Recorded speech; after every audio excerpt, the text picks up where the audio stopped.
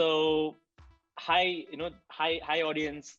This is Sendil from Culture Monkey. So, we had a great season at the Culture Club last time. We spoke about and we solved a lot of points and a lot of new valuable content around is e-culture is here to replace culture, right? So, this season, this is season 2 of Culture Club. Here we are targeting a new, very interesting topic, and we're going to talk about the evolving role of managers in culture and engagement, right? So I have Meena today, and she's joining from Airmeet, and I also have our good old Ketan. So so today it's very amazing. Thanks a lot for joining Meena and Ketan. So before we go into the actual session, right? So I thought I'll have a quick introduction about Culture Monkey, and the best way to introduce Culture Monkey is to back it up with a story, right? Where I was an engineer for the last 12 years. I've been an engineer, and I worked in many cities, where South India, North India, Germany, Europe, Singapore, right? So in all of my journey, I've always noticed that happy employees deliver in their maximum capacity. But then companies don't really orchestrate employee happiness, right? With all of this point of view, I tried my best to share this point of view with managers, with multiple feedback sessions, and I noticed that nothing moved, and when they initiated some one-on-ones or communications with me, I was always scared to be open because there is no anonymity in that. And even if I managed to communicate, right, in the end, there was no action, and all my feedback felt like it went into a black hole, and there is no closure, and there's no traceability, and I nothing circled back to me, and I that's when I lost hope on this whole process.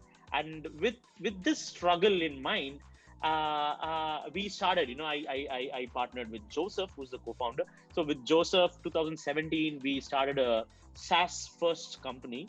It's called EFI, and we worked with a lot of smart engineers, right? And we were very successful, and we always analyzed, and we were doing analysis as to what's the root cause of our success, and we realized that it's happiness at work, right? So that purpose, and I think we had zero attrition with customers, with employees, and every stakeholder, right? So we felt we are really good at this, but what is this? Why? How do we like manage this? How do we make this a process, right? And that's when we stumbled upon the fact that this is culture, right? And we wanted to build a SaaS, we wanted to build a culture software, and we wanted to take this particular DNA and scale it, right? That's when in 2018 we co-founded Culture Monkey, and it's been almost it's going to be almost 3 years now. And with all of these all the work that we have done with enterprise clients and mid-market clients, it is so fulfilling to know that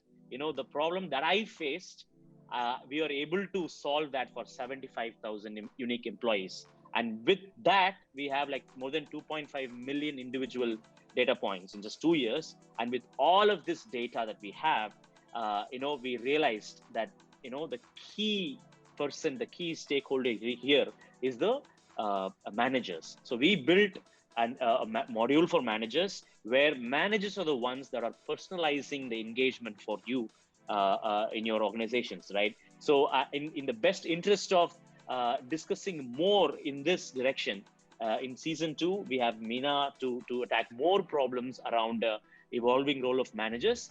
And like we always talked about, and audiences are very familiar, that in this journey of building this technological product, we always knew that this technology is just an enabler.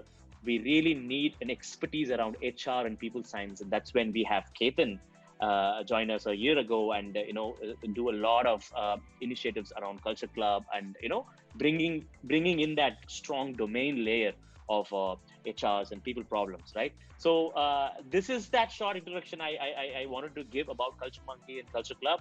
And without any further delay, Ketan, back to you. Let's get started with this new season with a new vibe. Thank you, Senthil. That story always is inspiring, because that was precisely the reason I decided to help and be associated with Culture Monkey.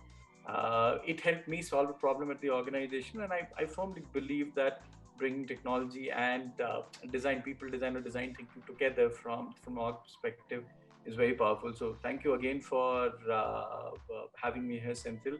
And for the audience, we have Meena Kumari, who is the director of HR at AirMeet. If you guys haven't tried AirMeet, just definitely explore that. I've been a user of AirMeet for quite some time. Meena is she's worked with brands like Concero, Core EL, Capillary Technologies, and Circle Life prior to her assignment with AirMeet. She's also been in the top 100 HR under 40, the list that Jombe publishes. So she's one of those. She's somebody who is and brings a lot of expertise in OD interventions, talent acquisition, employee engagement, L&D, talent management, org effectiveness, the entire gamut of the core HRM. And something that she enjoys is she's been instrumental in helping startups scale from growth stage to expansion. She's an alumnus of XLI and Peria University.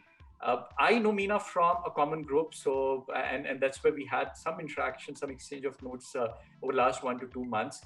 One thing that one of the reasons why Meena's name came to me when a topic like this came in is because she's somebody who's driving a lot of similar conversation. I think Saturdays, without fail, Meena has these coffee conversations with HR folks, and she's been doing that.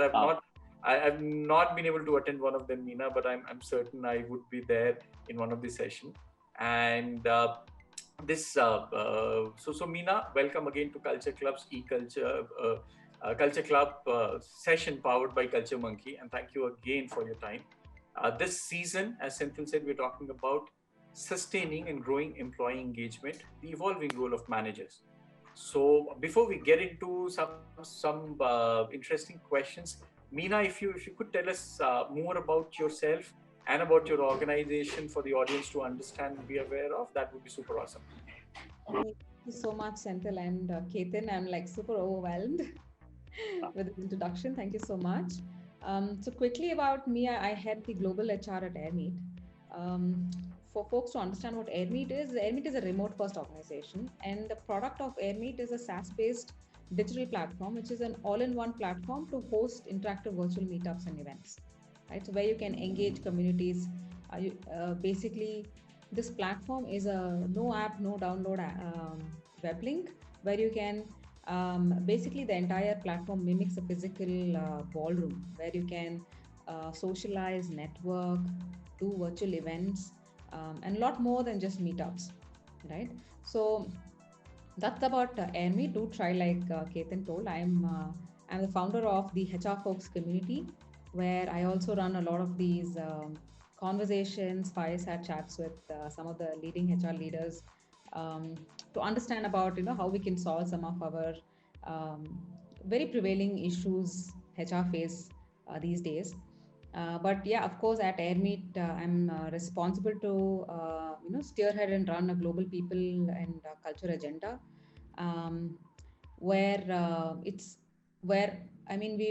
not like the pandemic moved us to become virtual and remote. We are a remote first organization, and the biggest challenge I'm facing here is how do we really bring everyone together to collaborate together while being virtual, right? So I think this is one of the biggest challenges that I'm trying to crack with AirMeet, and I'm really happy to be here with Senthil and Ketan to kind of look at while we have moved into digital space, looking at a virtual organization. I also would love to add value and bring my opinion and thought process into how how we can look at the future with a lot of digitally savvy tools that can help us become efficient in the organization, especially involving a lot of what do you say, a lot of insights and data driven decision making for managers to really bring engagement into the into the center of the talent management. And of course, I see that some of the issues that we face in the organization. For example, there are managers, we hire a lot of people, but then are we hiring managers? Not necessarily. We are hiring people for their expertise, and we're pushing them to become managers. And how do we really enable them to become good managers how are we enabling them to become people who make good decisions? I think that's something that I'm totally looking forward to have this conversation with you guys. Beautiful. Beautiful. Thank you, Meena. So, there are 5 questions that we have, and let me talk to. The idea is to keep it conversational. There are chances that some question may get come together for doing the conversation.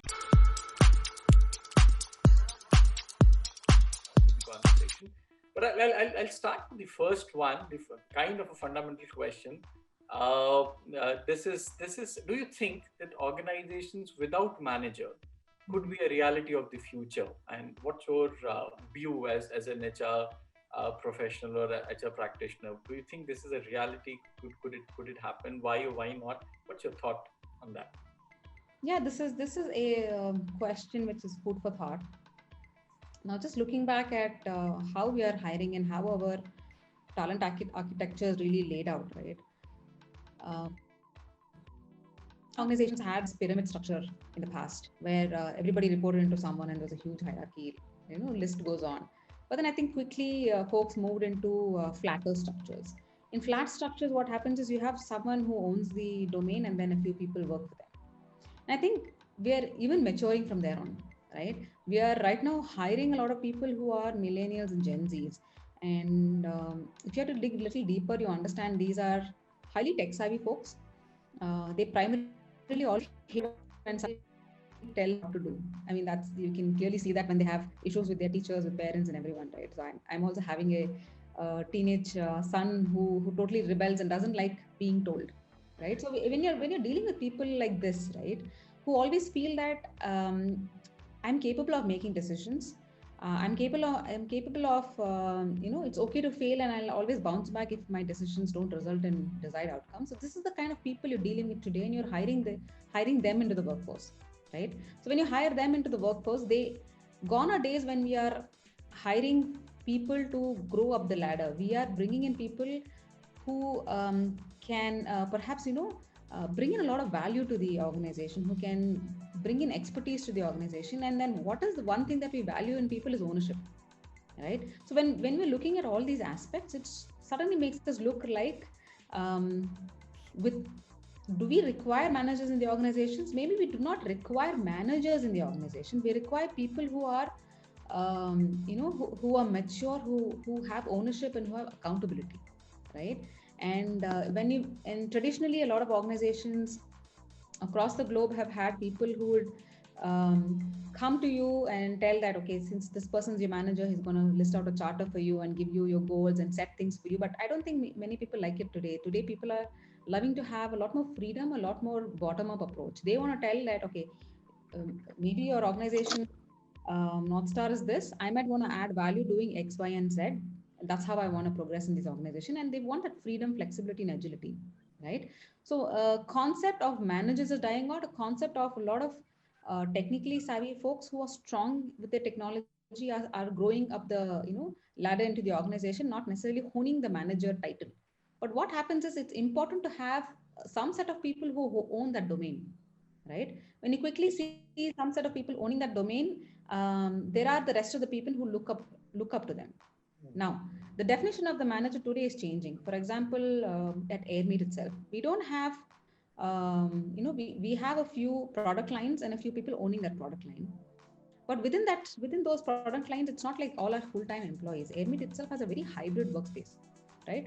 Hybrid workforce in the sense like about 70% of the people are full-time employees. About 20-30 people, 10% people are freelancers, and other 20% people are on-demand talent, because that's how the teams really come together right now. So when you ask that freelancer or that gig worker or that on-demand talent, who's your manager? He doesn't have an answer. There's no manager here. Yeah. You may ask that, why do I need a manager? I'm managing myself. Yeah, so it's people are managing their own time. If they want flexibility, they're managing their own time. They're managing their own areas of expertise, their own domains, and they're perplexed as to whether since I work with Airmeet, is this person my manager, or since I work for some other company who's deployed me here, is that person my manager? So the manager's definitions are changing. it's not like whom you report into. It's just the person whom you look up to, right? And is that person really has a capability to add value to your job? Is that person really enabling you to do your job? Is that person having enough insights or enough conversations with you to tell you, you know what, give you feedback, give constructive feedback, and basically develop you in the job? So while I say, do you require managers? I would say the reality is the definition of manager is changing, but managers may not go out of the system because you need someone there. Otherwise, only co-founders and CEOs cannot be managing everyone, right? Yeah. No, I mean, if I can add one of my thought here, right? The coach dimension of managers, right? Where if you set up the employees are like players, and there is coach who's not just in your daily job enabling you, is giving you that motivation, giving you that inspiration, and making he's the one who's delivering it for the company, right? So that I got there is this point which will increase the need of a manager. Definitely. Yeah, I think that's the only dimension that's going to help managers sustain. Otherwise, you won't be a manager. You're just going to look at your own work as an IC. If you don't have that capability to motivate the other person, then you're basically not. We don't want mentors, and we don't want too many people coaching also, right? For example, people want to look up. They want to say, okay, this person's leading by example, and that's why I want to, kind of work with this person. Interesting. So if I sum it up, what I'm hearing, something interesting that's coming up is that the control part and the administrative control part of a manager will die off. Great. And it's the enabling part and the catalyst part of the manager's role that's gonna create value in the change. So wow, that's pretty interesting. Thank you for that, Meena. Thanks for summarizing that, Ketan. I do try to look at these one pointers so that it brings together, but that struck me when I was hearing. That's the advantage of being on the other side, where I'm able to at least capture and bring the pieces together. But thank you for that.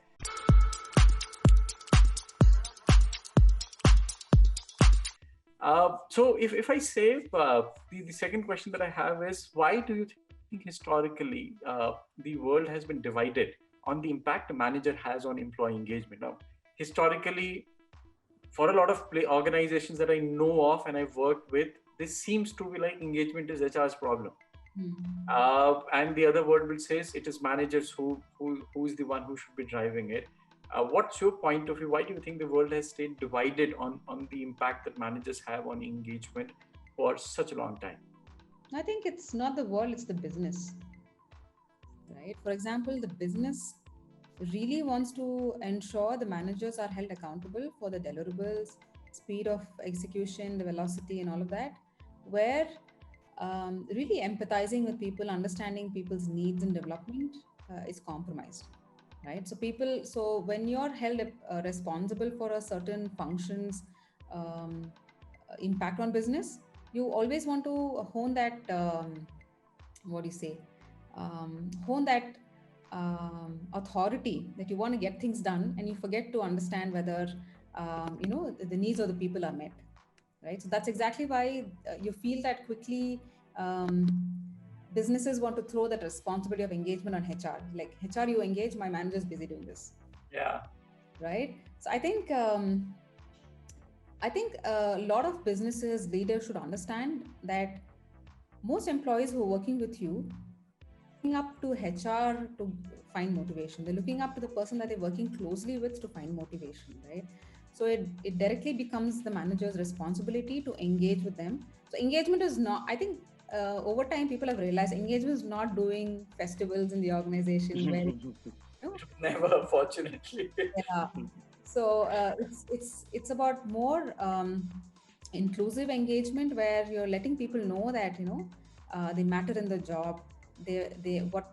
Whatever they bring to the table adds value to the organization. Whatever they are, the points that they're able to, the fact that they're able to really bring impact to the business. That's how you're making people feel inclusive, making people feel that they are that they are valued in the organization, right?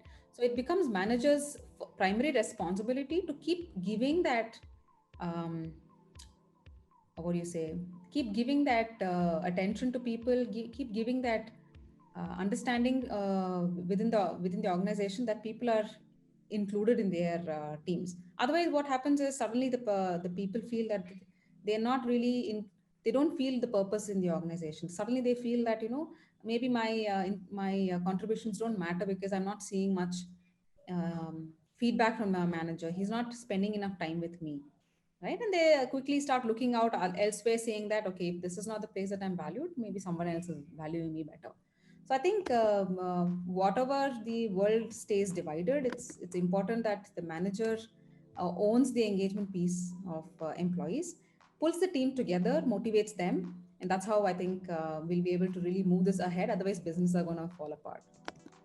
Yeah, I remember this was a learning that I had when I took my first kid for a school admission. There's a school in Gurgaon that I just wanted him to go to that school. Fortunately, we were able to get through that school. The school had and something similar. So the school had a very clear philosophy saying that you're not outsourcing your kids' development to me. You are the parent. You own it up. I will integrate with you so that we are delivering the same experience to the kid. End of the day, you're not sending. And I remember those days where I know parents suddenly something's gone wrong. School is to be blamed. All right, and this is something similar that I'm sensing here is that the ownership lies with the business, but at times it's been like, okay, I will outsource this to HR because you're supposed to do it. The business guys or the managers will look at the business and the productivity and the results, and they do not come together. But thank you for calling that out, Meena. That's Yeah. very Yeah, I insightful. think it reminds me of this point, that leadership is not given, it's taken, right? So the managers need to take it and to become a leader.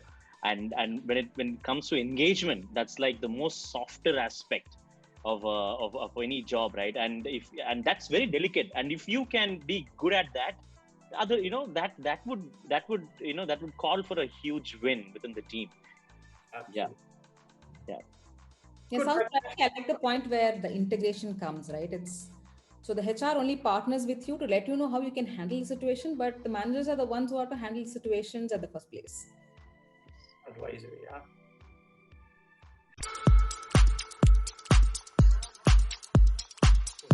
So do you also see a change, Meena, with in the expectations now? While we're talking about that, this is what managers should do. Trying to get into a manager's shoes, and especially when we look at how the world has gone digital, the world workplaces are becoming like a hybrid model, and thanks to companies like Airmeet, where you actually are completely remote. Now, what do you think organizations and employees' expectation from their managers have changed? What are the top two, three big changes or the shifts that you're seeing with this world going digital from a role that they had earlier to a role now in the new world, in the new normal, as people call? Do you see that there is a change in the expectations? I think when we talk about digital, the max we're able to really digitize things is put a lot of operational inputs or operational information out there for people to kind of self-serve, right? So once that is done, I think what employees right now look forward for is a high touch with HR and high touch with the managers to provide them value-added feedback. So Hmm. I think that is one expectations organization and employees have from managers is to clearly play this role of someone who can give them structured and constructive feedback for them to improve on. Right. I think that is one value add I see. What else? So I mean, when you talk about digital also, right? I don't know if going digital means that everything is out there on some tool. Of course, HRs right now are using multiple tools. There are tools for ATS, there's tools for HRMS, there's tools for performance, there's tools for surveys, engagement. So there are multiple tools, but then what's really happening is HR's pushing these tools, but what is the kind of utilization are you seeing? You see only about 20-30% people actually utilizing this and trying to see whether they can give enough information to get value out of it, right? So when that is happening, the expectation of employees to, or even organization to have people being extremely approachable. That still remains, right? And particularly in the virtual environment, it's very easy for people to start feeling that they do not understand what's happening in the organization. So, creating a lot of touch points, creating a lot of check-ins, that would still remain. Otherwise, it is very easy for people. I think most of the organizations who are being pushed to become virtual and remote due to pandemic are already seeing this. So these are the impacts, right? So and Yeah, I think you're saying the number of touch points and the expectation in those touch point has seen a huge surge. That's interesting. Interesting.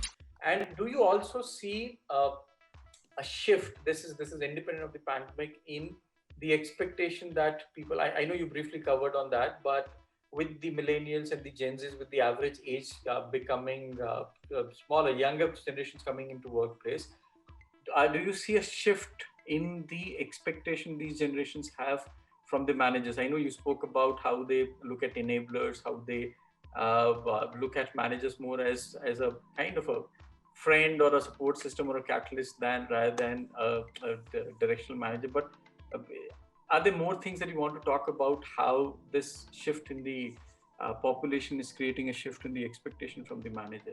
What new things should managers learn if they're listening to you? I think a couple of things managers should learn is to be more flexible, to empathize more, and perhaps even give. I mean, perhaps even look at a lot of data-driven solutions. If they don't understand, see, the tech-savvy millennials, tech-savvy Gen Z does not really mean that they are so open about what they feel, right? They want to tell what they need, but they don't never actually open up about what they feel, I think. So I think managers need to be really equipped with a lot of data driven insights for them to go back and talk to their people and give very case to case solutions to their people. I think that's what people look forward for. It's not like there are several policies in place, and then you go to your manager and then says, okay, policy says this and that's exactly how we are going to do this. We need to really Absolutely. be absolutely agile to look at the situation and take case to case solution, and really bring in a lot of data into the decision making. I think that's what would kind of, I mean, that's the new age folks who are looking forward for. New age workplaces would really love to have that kind of an experience. Interesting. One new thing and probably an interesting perspective I picked up is that they will tell or they will express their wants but not the feelings. That's an interesting point of view, and of course that puts a lot of deeper conversations or engagement or a meaningful conversation that managers would have to have.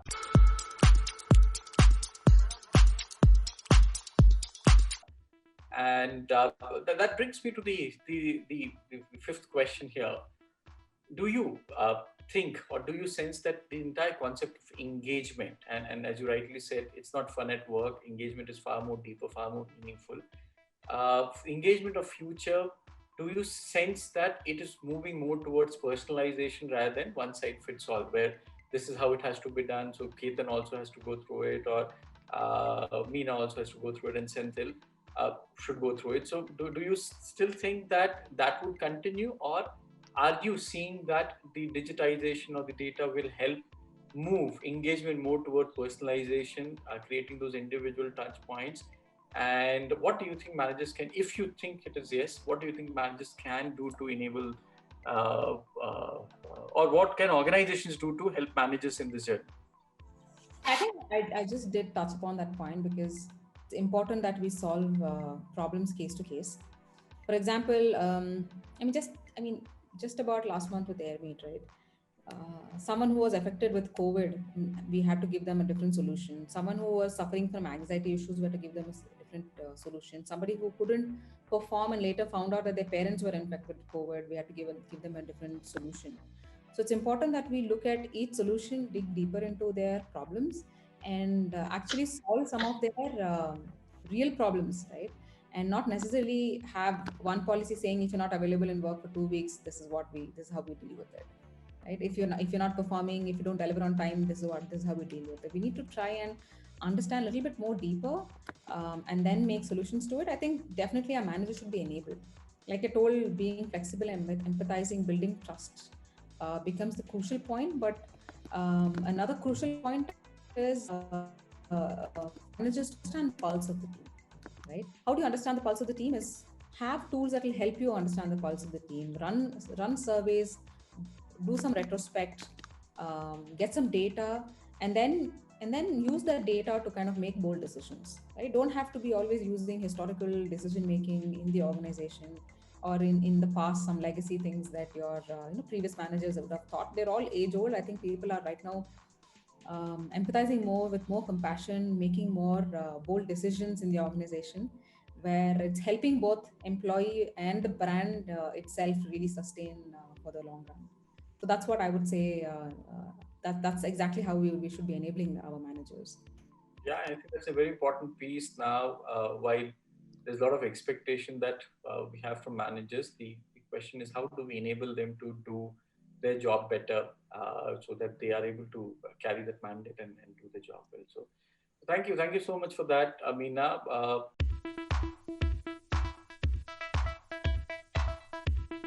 I have a few rapid fire questions for you.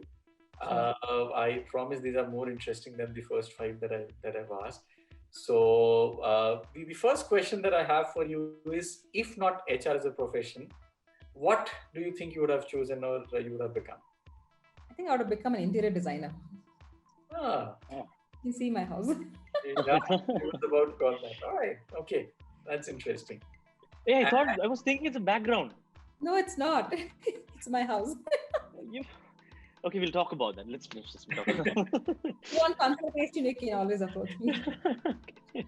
All right.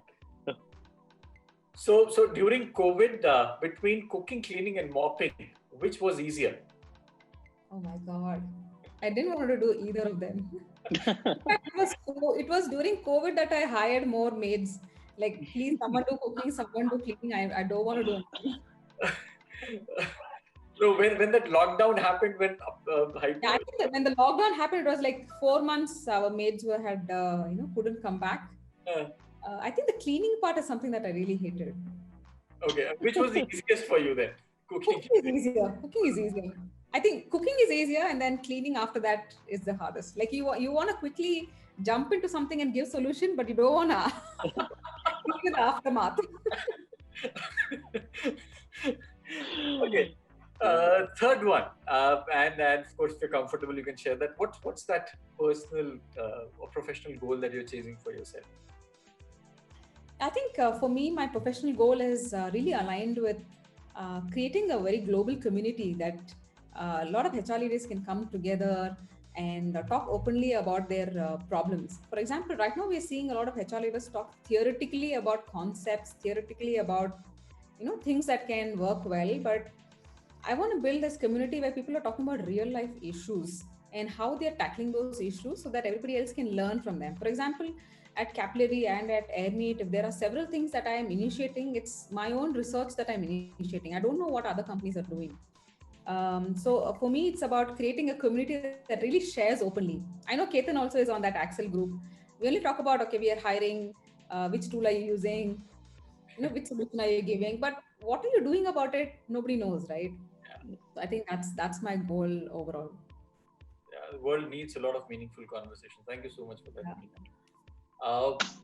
If you're into reading, which a book that had the maximum impact on you and you would want the audience to definitely have a look at that?